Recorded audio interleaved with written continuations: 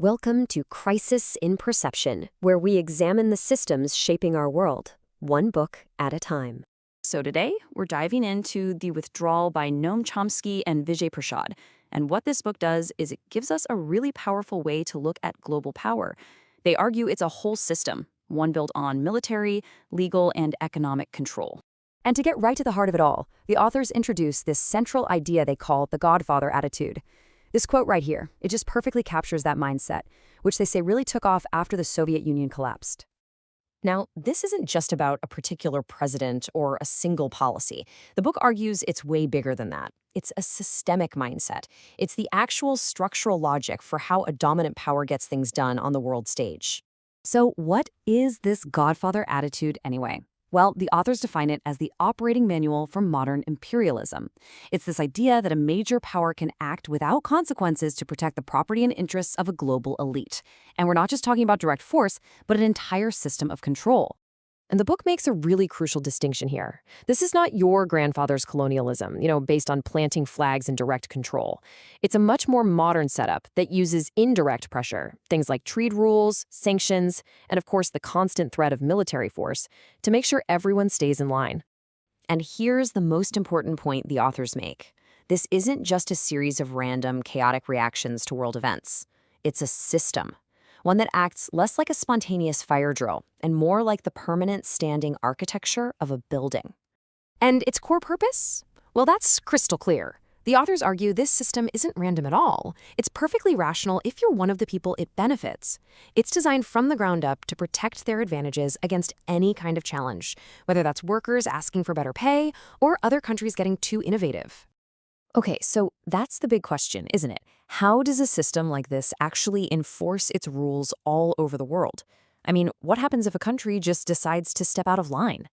To explain this whole mechanism, the authors use one single, really powerful metaphor that just makes the entire dynamic click into place. Now, I know that sounds pretty provocative, but it gets at a really simple idea. Just think about it. A protection racket offers you protection that you can't say no to, usually from a threat that it created itself.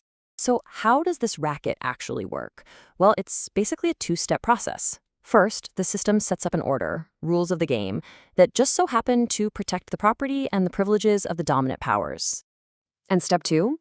Well, if that order gets challenged, the system uses the threat or the actual reality of military and economic violence to make sure everyone gets back in line. Okay, but if this system exists, why does it keep going, even after obvious failures like messy withdrawals from long wars? The book says it's not really about choices being made. It's about a deep, structural inertia. The authors point to this deep economic dependency they call military Keynesianism, or the Pentagon system. The basic idea is that instead of spending public money on things like healthcare or education, massive sums are funneled into the military, which creates an economic engine that becomes politically untouchable. And this quote from the book just nails that inertia perfectly. The authors argue this spending gets so woven into the fabric of the economy, creating jobs, funding politicians, that it just keeps going, no matter if it's strategically smart or morally right. And this is where the authors bring in the idea of a crisis in perception. See, the media reports on a withdrawal from Afghanistan or a conflict in Iraq as if they're all separate, one-off events. But this kind of episodic coverage makes it really hard for us to see the underlying pattern, the bases that are still there, the spending that never goes down, the system that never really withdraws. So the crucial point here is that once you see past this crisis in perception, you can have a fundamentally different view of how the world works. It lets you see the actual structure hiding behind the headlines.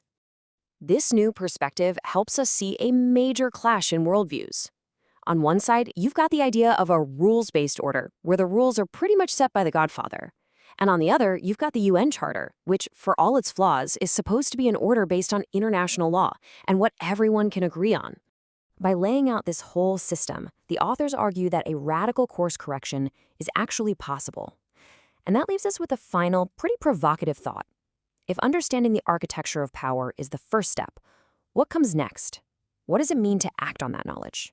This project is free and publicly accessible. If you'd like to support the time, tools, and research behind Crisis and Perception, you can become a supporter on Patreon. For a longer, audio-based analysis of this topic, see the deep dive linked in the description. If you enjoy this kind of systems-level analysis, please like, subscribe, and comment with books or topics you'd like us to explore next.